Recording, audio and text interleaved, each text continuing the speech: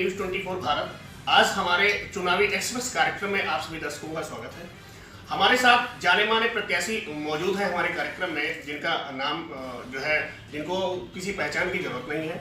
आप सभी लोग दर्शक हमारे जानते पहचानते हैं। आज हमारे कार्यक्रम में समाजवादी पार्टी के प्रत्याशी, मैं आपको सीधे उन्हीं के पास लेके चलता हूं और उन्हीं से उनका परिचय और रूबरू करवाता हूं। सर, हमारा आपसे पहली बात तो एक सवाल ये है कि आप जो इस समाजवादी पार्टी से आपको टिकट मिलने के बाद में आप इस जो है प्रत्याशी के रूप में उतरे हैं, आपके क्या मुद्दे हैं, किन मुद्दों को लेकर के आप पार्टी को लेकर के जो है समाजवादी पार्टी से जो है आए हैं?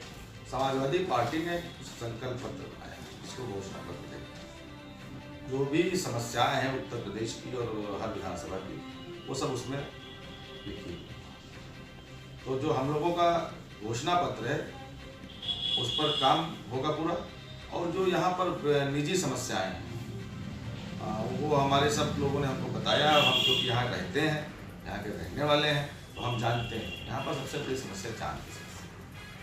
और जब से शुगर फैक्ट्री चालू हो जाती है तब से जाम का ये आलम है कि एक एक घंटा लोग जाम में फंसे रहते हैं, क्योंकि यहाँ पर बड़ी लाइन निकली हुई है रेलवे की। हर आधा घंटे पर 15 मिनट पर ट्रेन निकलती है, तो बार बार रेलवे क्रॉसिंग बंद होती है और इसलिए बहुत जाम की समस्या है। हमारी पूरी कोशिश रहेगी कि 56A और 58B 2 ओवरब्रिज, विश्वा से सिधौली मार्ग, तो विश्वा से सीतापुर मार्ग, दोनों का सबसे पहले हम निर्माण करवाएं, भावी मुख्यमंत्री श्री अखिलेश यादव जी से कह करके। और विश्वा के अंदर जो भी समस्याएं हैं उन समस्याओं का निस्तारण। 2017 के चुनाव में आपके जो चुनाव में आप कुछ ही वोटों से जो है विधायक बनने से रह गए थे। कितना आपका जो है, कितनी वोटें आपको मिली थी 2017 में? हमको लगभग 72,000, लगभग 10,000 वोटों से। 10,000 वोटों से।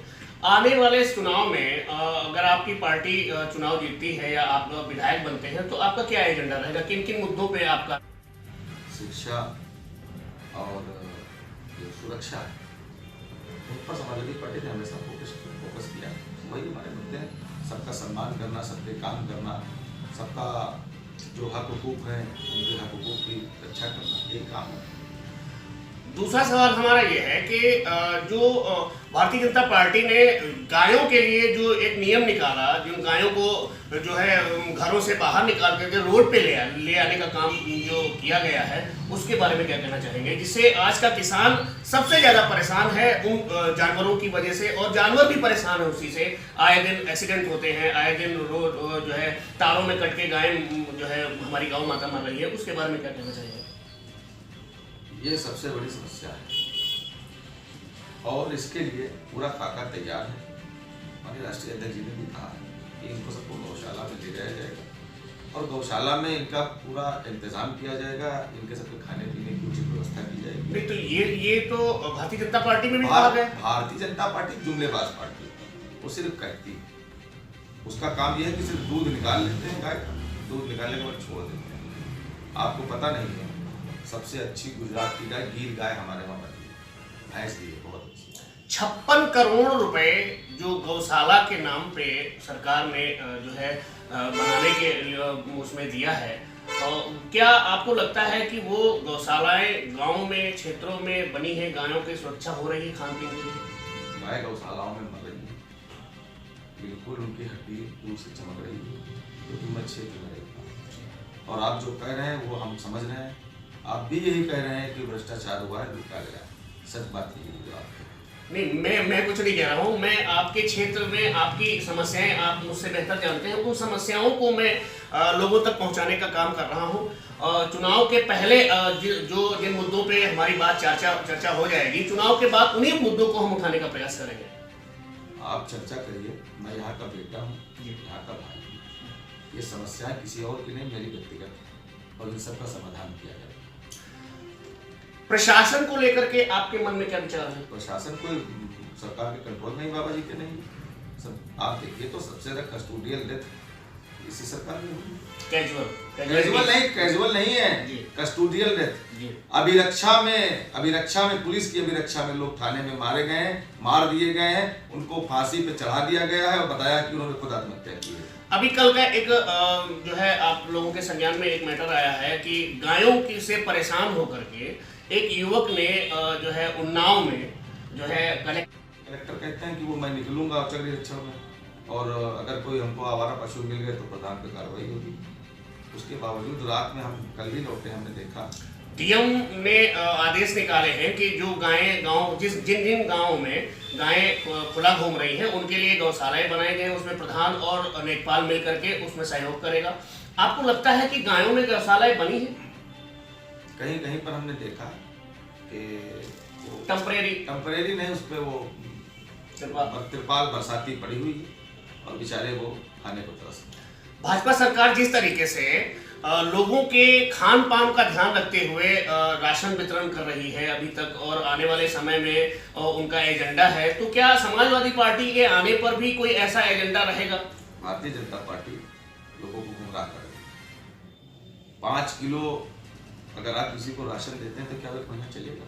आप बताइए, मैं आपसे सवाल करता हूँ। 5 किलो गेहूं में आप एक महीना पूरा खा लेंगे?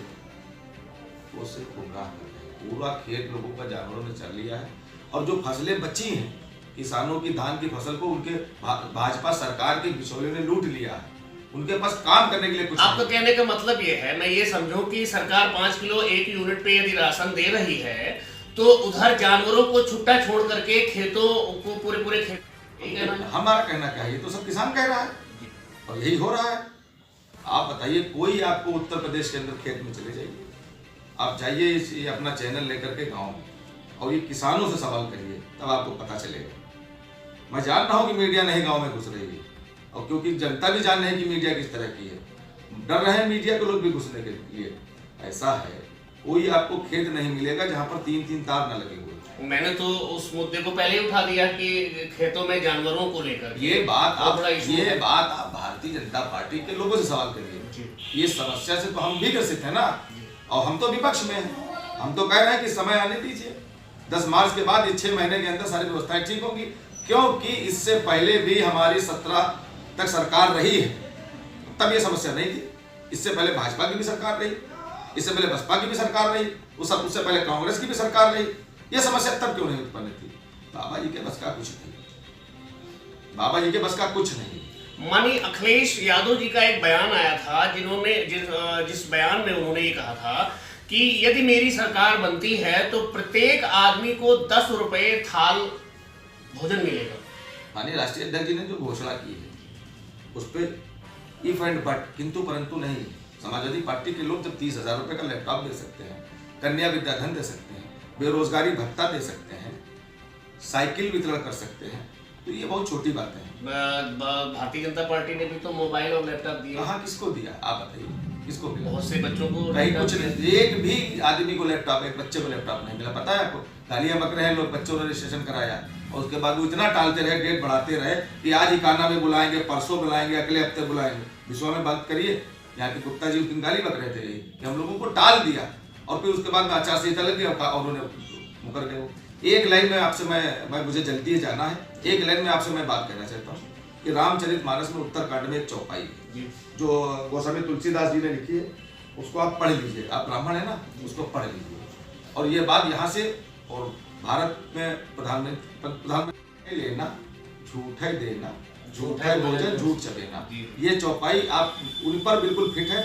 वो सिर्फ जुमलेबाजी करते हैं, उनको देना कुछ नहीं है। महिलाओं के लिए जो है आपकी सरकार आने पर महिलाओं के लिए आप क्या करेंगे? महिलाओं के लिए माननीय राष्ट्रीय अध्यक्ष जी ने हमारे घोषणा की और इससे पहले करके दिखाया है। समाजवादी पेंशन पहले बुजुर्ग महिलाओं को 500 रुपये दी थी, अब माननीय राष्ट्रीय अध्यक्ष जी ने कहा है, घोषणा पत्र में भी है कि हम 1500 रुपये देंगे। और सुरक्षा के नाम पर तो 1090 माननीय राष्ट्रीय अध्यक्ष जी ने चलाई थी, 100 नंबर चलाई थी।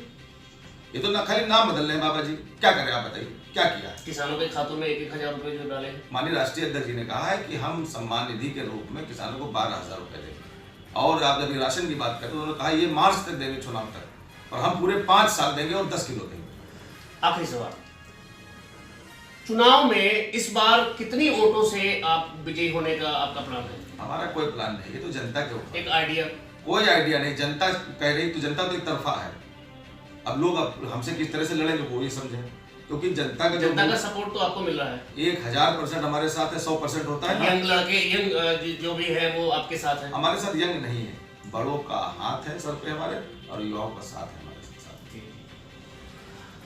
आखिरी सवाल, मैं आपको चलते चलते आप दर्शकों से कुछ कहना, अपील करना चाहूँगा। बस एक ही अपील है कि सब लोग उत्तर प्रदेश में साइकिल का बटन दबा दीजिए और अखिलेश यादव जी को मुख्यमंत्री बनाइए। तो ये थे हमारे सपा प्रत्याशी जिनसे हमने आपको रूबरू कराया।